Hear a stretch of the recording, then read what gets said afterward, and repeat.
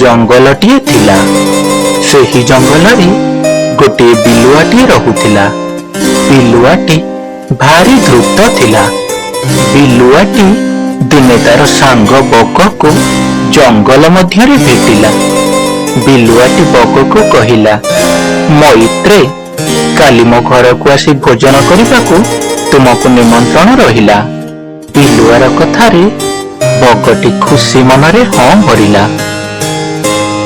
ତହିଁଆର ଦିନ ବିଲୁଆଟି ଖୁବ୍ ଯତ୍ନର ସହିତ ଭୋଜନ ପାଇଁ କ୍ଷୀରି ବନାଇଲା। ଏଥର ବିଲୁଆଟି ଦୁଇଟି ଚଉଡ଼ା ଥାଳିରେ କ୍ଷୀରି ପରସି ଦେଇ ବଗକୁ ଅପେକ୍ଷା କରି ବସିଲା। ବଗ ଆସି ପହଞ୍ଚିଯିବା ପରେ ଦୁହେଁ ଭୋଜନ ପାଇଁ ବସିଗଲେ।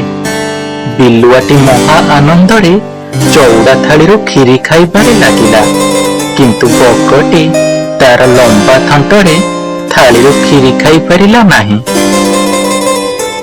ବଗଟିର ଏ ଅବସ୍ଥା ଦେଖି ବିଲୁଆକୁ ମହା ଆନନ୍ଦ ଲାଗୁଥାଏ।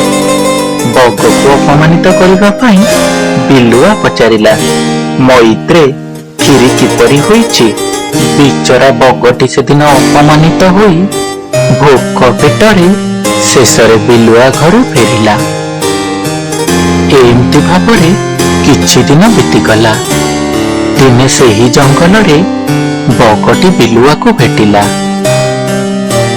ବିଲୁଆକୁ ଭେଟି ବଗ କହିଲା, ମଇତ୍ର, କାଲି ମୋ ଘରେ ଭୋଜି, ତୁମକୁ ନିମନ୍ତ୍ରଣ ରହିଲା, ତୁମେ ନିଶ୍ଚୟ ଆସିବ। ବିଲୁଆ ତ ସହଜରେ ଖାଇବା ଲୋଭୀ। ବଗ କଥାରେ ସେ ଖୁସିରେ ହଁ ଭରିଲା। ପରଦିନ ବଗ ଯତ୍ନର ସହିତ ମାଛ ତରକାରୀ ରାନ୍ଧି ଗୋଟିଏ ଛୋଟ ମୁହଁ ଥିବା ସୁରେଇ ପାତ୍ରରେ ରଖି ବିଲୁଆକୁ ଅପେକ୍ଷା କରି ରହିଲା। ଠିକ୍ ସମୟରେ ବିଲୁଆଟି ଆସି ବଗ ଘରେ ପହଞ୍ଚିଗଲା। ଏହାପରେ ଦୁଇ ସାଙ୍ଗ ଭୋଜନ ପାଇଁ ବସିଗଲେ। ବିଚରା ବିଲୁଆଟି ଯେତେ ଚେଷ୍ଟା କଲେ ବି ସେଦିନ ଛୋଟ ମୁହଁ ଥିବା ସେଇ ପାତ୍ରରୁ ଖାଦ୍ୟ ଖାଇପାରିଲା ନାହିଁ।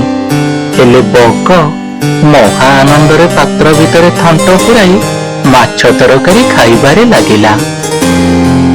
ମଝିରେ ମଝିରେ ବଗଟି ଖଣ୍ଡି କାଶ ମାରି ବିଲୁଆକୁ ପଚାରୁଥାଏ, ମଇତ୍ରେ, ମାଛ ତରକାରୀ କିପରି ହୋଇଛି?